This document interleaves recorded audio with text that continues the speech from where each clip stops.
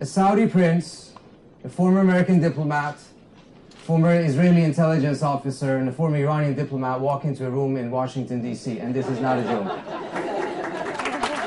To the best of my knowledge, I at least cannot recall any other panel in recent memory in which this type of a dialogue that we will see today and participate in today have taken place. And I want to thank everyone on this panel for agreeing to participate in what I think is a very long overdue conversation at a very critical moment in the region's history, as well as the United States' involvement in the region. The Islamic Revolution of 1979, which installed the powerful yet polarizing Khomeini as supreme leader, was a new and different articulation of Iranian identity. Khomeini's claim to rule was based on his interpretation of the concept of the guardianship of the jurists, or Vilayat al-Faqih, a Shiite doctrine articulated first in the late 19th century, which gave varying degrees of civil authority to religious scholars trained in Shiite Islamic law. Khomeini enforced his own interpretation of guardianship, giving himself unchecked authority over Iran's political affairs. Some Iranians rejoiced at the prospect of Iran's resurgence as an Islamic power. Others dreaded a move that they felt would divorce Iran from the rest of the world. While Khomeini's guardianship did not extend politically beyond Iran's borders, his words and actions sent a message of an ambitious and wide-reaching claim to Islamic leadership. A new caliphate, if you like, but with Shia practice. Khomeini combined the Persian imperial ambition of the Shah with the more recent Shiite authority of his intellectual ancestors in Qum. This was an Iranian empire like no one had ever seen. Whereas, la samahallah, God forbid, if there is any conflict arising out of this, we are going to be the first victims of that conflict. So sitting at the table and negotiating should be inclusive of the countries in the area. And it should include not just the Gulf, I think, but also Iraq, perhaps, and other countries in the area. Perhaps Israel.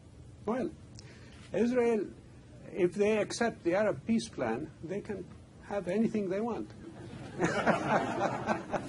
Israel, perhaps, is not physically at the table, but is definitely part of the equation. And I would actually argue that Saudi Arabia is as well.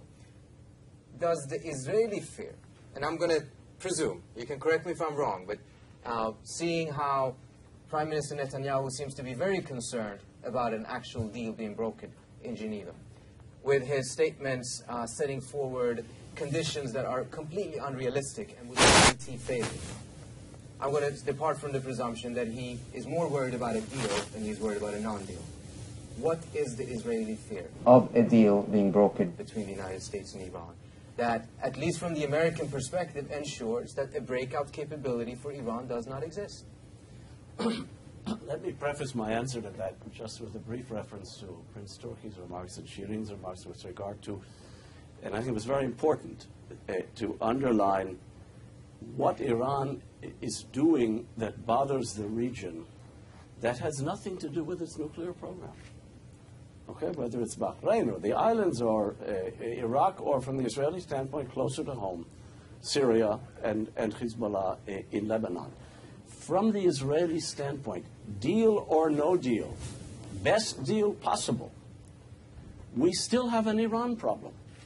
And so does the rest of the region. I think it's important to keep that in mind, because Iran still has, in our eyes, I dare say in Saudi eyes as well, hegemonic designs on the region. And these will, of course, be more acute if Geneva fails, or if Iran moves ahead toward a military nuclear capability, but they'll exist in any case. Now, I can't speak for Prime Minister Netanyahu. I cannot, I emphasize, speak for Prime Minister Netanyahu. My sense is, and it's just my subjective sense, that most Israelis would agree with me that at the strategic level he's right. At the tactical level he's making a lot of mistakes. I mean, the newly elected president of Iran wishes us a happy Jewish New Year. You reply graciously. You don't score points anywhere, including in the Israeli public, when you reject this. And you don't score points by calling a Rouhani a wolf in sheep's clothing. But the Israeli fears are serious.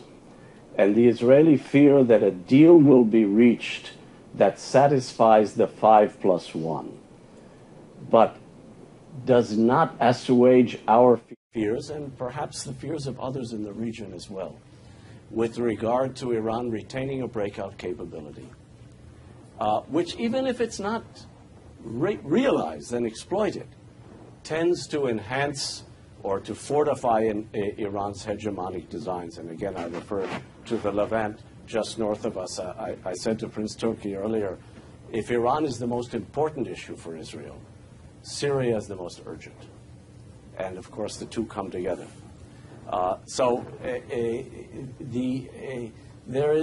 Now, whatever is, if something is agreed in Geneva, whatever it is, I dare say that Netanyahu will have no choice but to acquiesce. He can rumble on about how unfair this is, but the rumblings are there to make it as difficult as possible. And again, at the strategic level, understandably, because our concerns, we're not represented at Geneva.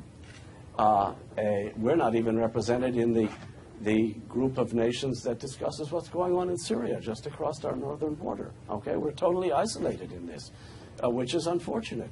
I fully agree with Shireen that I'd like to see on the table at Geneva not just the table of the 5+1 meeting with Iran, not just the nuclear issue, but from the Israeli standpoint, of great, not the same importance, but of great importance, Iran's rejection of Israel. Just be there and do the right thing. We don't ask you to create miracles or anything like that. And I'm sorry the French and the British and the Russians and the Chinese are not here, because they would get the same treatment as... I don't know whether that was... For a second there, it looked as if Israel and Saudi Arabia was on the same page. Now we know everyone disagrees with everyone. Yossi, your comment. No, first of all, I agree with His Highness with regard to the Arab Peace Initiative. I think we made a mistake in not accepting it. Not too late. You can accept it now. Look, it's actually easier today because you can't ask us to make peace with Syria.